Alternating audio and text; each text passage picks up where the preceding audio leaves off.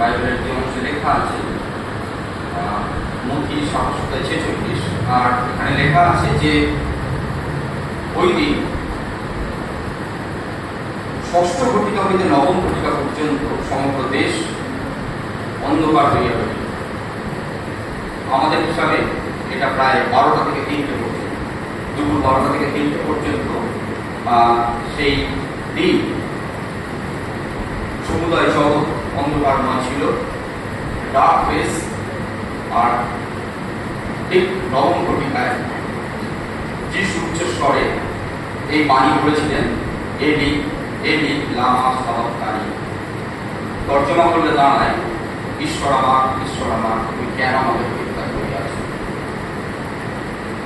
ভাষাটা অরামীয় ভাষা বা অরামিক ভাষা।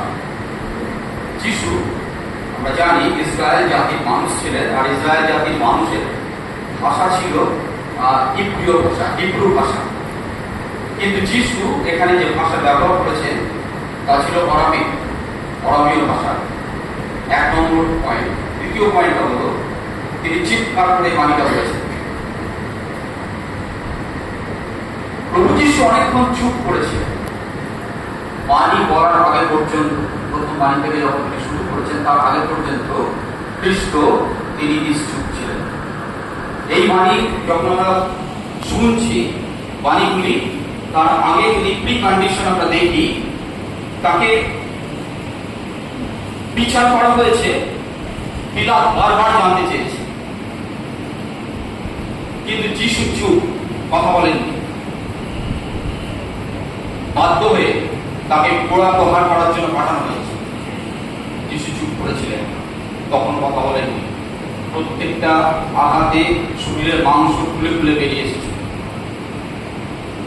কথা বলেন, চুপ করেছিলেন। তারপরে মাথায় কাঁটার মুকুট পরানো হয়েছে, পুষ্টাকে দিয়ে বওয়ানো হয়েছে, পড়ে গেছে, অনেকবার তিনি ভূপাতিত হয়েছে, কথা বলেন। শেষে তাকে পাঠটা বিদ্রুপ করা হয়েছে। আমরা যে পাঠ শুনছি প্রত্যেকটা বাণীর পরে তাকে একটা কথা আছে, বৃষ্টি মনে জর্জরিত মুখমণ্ডল তাকে থুতু দেওয়া হয়েছে। তখনও তিনি চুপ করেছিলেন, কথা বলেন। আর এখন এই বাণীতে পার্টিকুলার করে বলা আছে বাইবেলে, তিনি চিৎকার করে করিলেন। চিৎকার করেছেন, কিসের চিৎকার, কেন? চিৎকার তো করা উচিত ছিল যখন তাকে তার রকম অত্যাচার হচ্ছে, তখন চিৎকার করা উচিত ছিল তখন, যে চিৎকার করে বলা, আমি তো কোনো পাপ করিনি, আমি অপাপৃদ্ধ, আমাকে কেন এগুলো সইতে হবে। শুধু বৃদ্ধ একবার বলেছিলেন পিতা ঈশ্বরের কাছে, যদি সম্ভব হয় এই পান পাত্র আমার কাছ থেকে সরিয়ে নাও। মৃদুভাবে প্রার্থনার সময় বলেছিলেন, বড় মুহূর্তে তিনি বলেছিলেন, কিন্তু আমার ইচ্ছা নয়, আমার ইচ্ছা করবে। সেই একবার। আর তো তিনি একবার বলেননি যে আমি এই যে সমস্ত অত্যাচার আমার উপর হচ্ছে এগুলোর জন্য আমি দায়ী নই, আমাকে করো না, একবার বলেন। আর আজকে তিনি চিৎকার করে বলছেন, ঈশ্বর আমার, ঈশ্বর আমার, তিনি কেন আমাকে পরীক্ষা করিয়াছেন। আর একটা জিনিস লক্ষণীয় এখানে, যে তিনি ঈশ্বরকে ঈশ্বর বলে সম্বোধন করছেন, যা তিনি খুব কম সময় করতেন। কিছুক্ষণ আগে প্রথম বাণীতে তিনি ঈশ্বরকে পিতা বলে সম্বোধন করেছেন। শেষ বাণী যখন জানবো আমরা, কখনো দেখবো তিনি পিতা বলেই সম্বোধন করছেন। কিন্তু এই একটা বাণী যেখানে ঈশ্বর, তিনি বলছে ঈশ্বর আমার, ঈশ্বর আমার, অরামীয় ভাষায়। অরামীয় ভাষা ছিল গালিলের লোকাল ল্যাঙ্গুয়েজ, কলরব। আর যিশু উপলব্ধি করছেন হঠাৎ এই গাঢ় অন্ধকারের মধ্যে, সমুদ্র পৃথিবী যখন অন্ধকারে ডুবে আছে, হঠাৎ তিনি অনুভব করছেন তার হৃদয়ে, হয়তো তার আত্মায় অনুভব করছেন তিনি বিচ্ছিন্ন, ঈশ্বর থেকে বিচ্ছিন্ন। তিনি দুঃখার্থ, ঈশ্বর প্রতি প্রহারিত, তিনি বিচ্ছিন্ন। হঠাৎ তিনি অনুভব করছেন। এই অনুভব তার আগেও আসেনি, কেননা তিনি যখন প্রথম বাণী বলছেন সংযুক্ত আছেন, তিনি জানেন যে তিনি তৃতীয় ঈশ্বরের একজন, তৃতীয় ঈশ্বরের তিনি অংশ, তিনি পুত্র। আর যার জন্য সেই হাহাকার তার নেই। যখন তিনি প্রার্থনা করেছেন এর আগেও, যখন তিনি তাকে প্রহার করা হয়েছে, যখন তাকে মাথায় মুকুট পরানো হয়েছে, সব ক্ষেত্রে চুপ করেছিলেন, কারণ তিনি জানতেন যে তার সহায় তার সঙ্গে সবসময় আছেন, ঈশ্বর তার সঙ্গে সঙ্গে আছেন। তিনি ঈশ্বর পুত্র, একাধারে তিনি ঈশ্বর পুত্র ছিলেন, অন্যধারে তিনি মানুষ ছিলেন। এই সব দুঃখ ভোগ করছেন তিনি মানুষ, সম্পূর্ণ মানুষ তিনি, কিন্তু তিনি জানেন তার আসার জায়গা, তার বর্ষার জায়গা আছে, ঈশ্বর তার সঙ্গে, পিতা তার সঙ্গে আছে। এখানে হঠাৎ তার উপলব্ধি হচ্ছে ঈশ্বর তার সঙ্গে নেই, তিনি বিচ্ছিন্ন। তার সমস্ত শিষ্য তাকে অস্বীকার করেছে, এমনকি পিতা তাকে অস্বীকার করেছে, তাকেও তিনি চুপ। কিন্তু এইবার তিনি আর চুপ থাকতে পারলেন। ঈশ্বর বিচ্ছিন্নতা তাকে চিৎকার করতে বাধ্য করলো। এর আরতি হাহাকার করে উঠলেন যে তুমি কেন আমাকে পরিত্যাগ করিয়াছ, কেন তুমি আমাকে পরিত্যাগ করছো? প্রশ্ন করছেন, প্রশ্ন নয় এটা, এটা ইনফারেটিভ পরীক্ষা। তুমি আমাকে ত্যাগ করতে পারো না, তুমি আমাকে ছাড়তে পারো না, কেন আমাকে ছাড়ছো? তিনি পুত্র, এই অবস্থা তিনি মানতে পারছেন না। তার ভেতর থেকে হাহাকার বেরিয়ে এসেছে এই একটা বাণী, যেটা তার ভেতর থেকে এসছে, যেটা তিনি তার অবুঝ মনে বলে ফেলেছেন। কেননা তিনি গল্পের ল্যাঙ্গুয়েজে বলছেন এই কথা। কখন আমরা বলি মাতৃভাষা, মজার টান, কখন বলি? যখন আমরা সেই নিয়ারনেস, যখন আমরা একদম ঘরে থাকি, একদম বাড়িতে থাকি, একদম কাছের মানুষের সঙ্গে থাকি, তখন আমরা সেই কথা ব্যবহার করি, সেই টান, মাদার টান আমরা ব্যবহার করি। নো ফর্মালিটি, নাথিং, সেখানে কোনো ফর্মালিটি নেই। আর ঈশ্বরের সঙ্গে তার সেই সম্পর্ক, তাই তিনি হাহাকার করছেন, তুমি কেন পরিত্যাগ করছো? কিন্তু ঈশ্বর, তিনি ঈশ্বর বলে সম্বোধন করছেন। তিনি জানেন যে পিতা তার থেকে মুখ সরিয়ে নিয়েছে। কেন? সারা পৃথিবীর যে পাপের ভার তার মাথার উপরে, জগৎ সমুদয় অন্ধকার। ঈশ্বর নীতি মেপে বিচার করেন পাপে, যার জন্য তিনি একমাত্র পুত্রকে রেয়ার করেন। একমাত্র পুত্র যখন সমস্ত পৃথিবীর পাপ তার মাথার উপরে, আর সেই পাপকে ঈশ্বর মেনে নিতে পারছেন না, ঈশ্বর বাধ্য হয়েছে পরিত্যাগ করতে। কারণ ঈশ্বরের বিচার, ন্যায় বিচার, জাস্টিস। নিজের পুত্র বলে তিনি তাকে কিন্তু ক্ষমা করেননি, নিজের পুত্র বলে তাকে তিনি ছেড়ে দেননি, তাকেও তিনি পরিত্যাগ করেছেন এই মুহূর্তের জন্য হলেও। তা না হলে তো সেই শাস্ত্রীয় বচন পূর্ণ হয় না। সেই যিশুকে তিনি পাঠিয়েছেন বলিরূপ উৎসর্গ করার জন্য। কেন? একটু আগে শুনলাম আমরা যে রক্তসেচন ব্যতীত পাপের ক্ষমা নেই। আর রক্তসেচন আমাদের জন্য প্রভু যিশু করছেন শুরু করে। আর এই রক্তসেচন যখন করছেন বলি তিনি, প্রভু যিশু তিনি সমগ্র মানব জাতির জন্য বলিরূপে উৎসর্গীকৃত ঈশ্বরের উদ্দেশ্যে। আর সেই পাপ যখন তিনি পুরো তার মাথার উপরে, তখন ঈশ্বর তাকে পরিত্যাগ করেছেন। এই যে বিচ্ছিন্নতা, এই বিচ্ছিন্নতা এক অচিন্তনীয় বিচ্ছিন্নতা, একটা indescribable pain, agony, anguish, anguish because of languishment. তার এই বিচ্ছিন্নতার জন্য তার যে ব্যথা, যাতনা, তিনি চিৎকার করছেন, চিন্তা করে উঠেছেন। সেই বিচ্ছিন্নতা তিনি সহ্য করতে পারছেন না। যিনি বলেন যে আমাকে দেখেছে সে পিতাকে দেখেছে, যিনি বলেন যে আমি এবং আমার পিতা আমরা এক, যিনি বলেন আমি পথ, সত্য, জীবন, অহং আমি পথ, অহং। অহংকার কোথায়? যেমন অহংয়ের মধ্যে তিনি তৃতীশ্বরকে বুঝিয়েছিলেন আমি আমার পিতা এক। সেই যিশু আজ পরিত্যক্ত, ঈশ্বর কর্তৃক প্রবাহিত। যিশু মানতে পারে, চিৎকার করছে, তার অন্তরাত্মা থেকে চিৎকার করে উঠেছেন, তার মাতৃভাষায় তিনি বলছেন, ঈশ্বরকে সম্বোধন করছেন ঈশ্বর বলে। কারণ পিতাকে চিনতে পারছেন না তিনি, পিতার এই রূপ তিনি দেখেন আগে। আর তাই তিনি অভিযোগ করছেন তুমি তো আমাকে ছাড়তে পারো না, কেন ছেড়ে দিয়েছো? হয়তো যিশু, মনুষ্য যিশু, তিনি নিজেও জানতেন না পিতা তাকে ফরসেক করবেন। ইংরেজিতে কথাটা আছে why have you forsaken me। আমরা এর তর্জমা করি অনেকভাবে, অ্যাবান্ডন করেছেন, রেজাল্ট করেছেন, কিন্তু বাইবেলে এই কথা বারংবার আছে ফরসেক। এটা আমরা নতুন নিয়মে যদি পড়ি, আমরা ডিউটেরোনমি যদি পড়ি, তাহলে সেখানে বারংবার এই কথাটা আছে। আমার ঈশ্বর যেখানে বলছেন যে তাহারা আমার কথা শুনে নাই, আমার ক্রোধ প্রজ্বলিত হইবে, আমি তাকে ত্যাগ করিব, ওখানে ইংরেজিতে কথাটা ফরসেক আছে। বিশেষ বার্তা বহন করে এই কথা। এটা সাধারণভাবে ত্যাগ করা নয়, সাধারণভাবে কাউকে ছেড়ে চলে যাওয়া নয়। তিনি ফরসেক করছেন,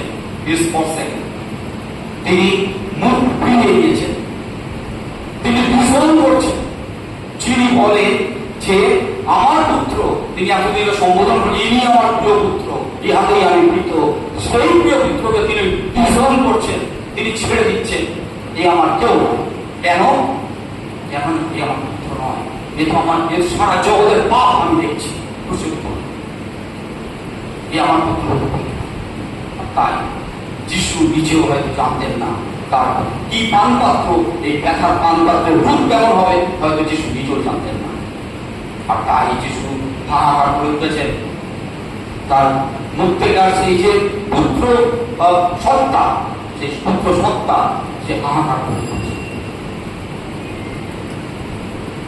আমরা কখন ঈশ্বর বিচ্ছিন্নতা, এই যে ফিলিং কখন এসেছে আমাদের, অনেকভাবে অনেক কাজে আমরা ঈশ্বর বিচ্ছিন্ন হয়ে যাই।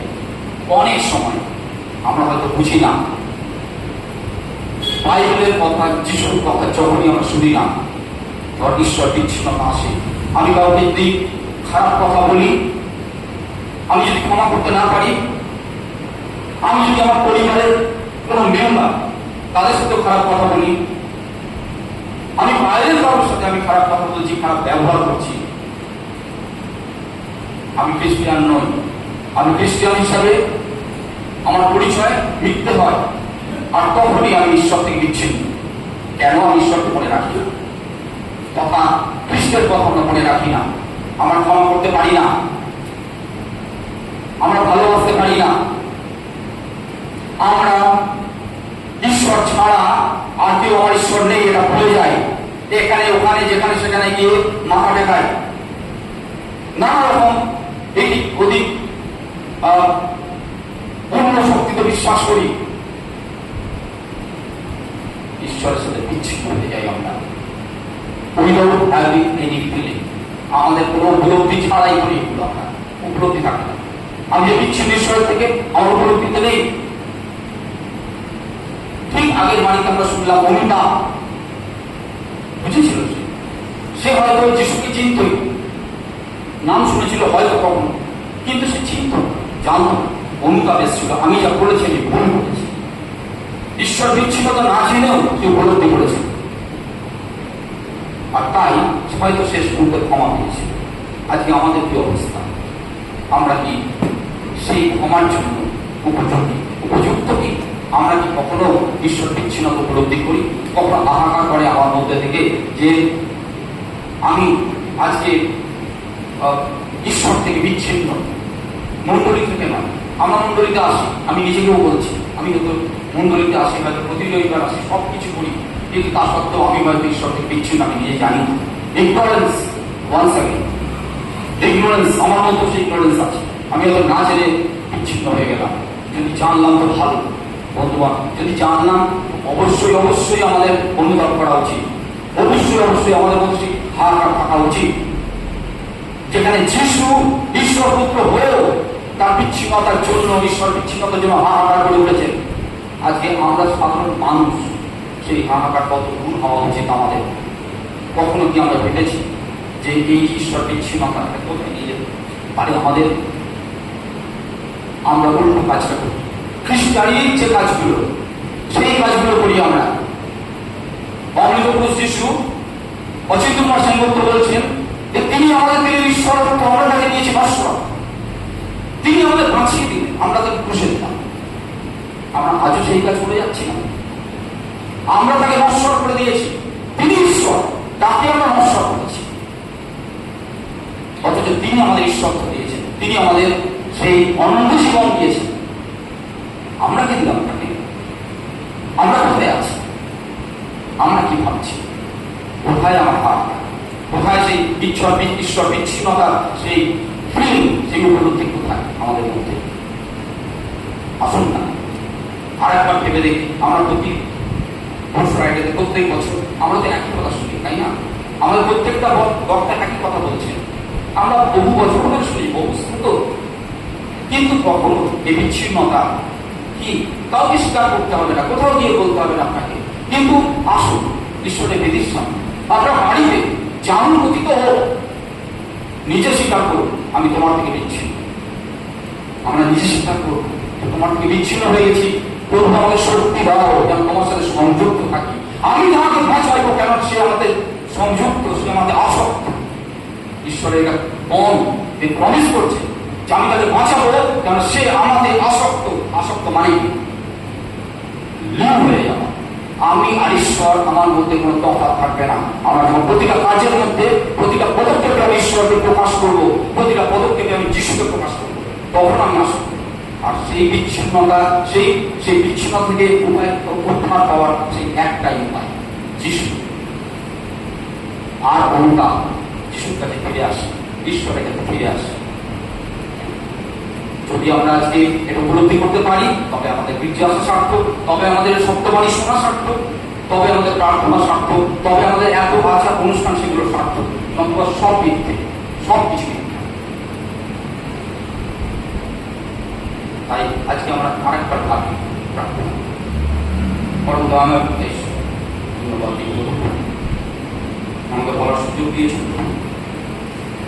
আমরা কিছুক্ষণ তোমার বিষয়ে ধ্যান করেছি, যা কিছু শুনলাম, যা কিছু বললাম, তাই জন্য হৃদয়ে গ্রহণ করতে পারি। শক্তি দাও, হৃদয় ভগ্নে ছোট করে তোমার মতো করে বলে দেবো। তুমি সেই মহাকুমর, সেই মহাকুমরকে তুমি আমাদের ভগ্নচূর্ণ হৃদয়কে তোমার মতো শেভ করো, তোমার মতো গঠন প্রার্থনা কি শুনতে চাই।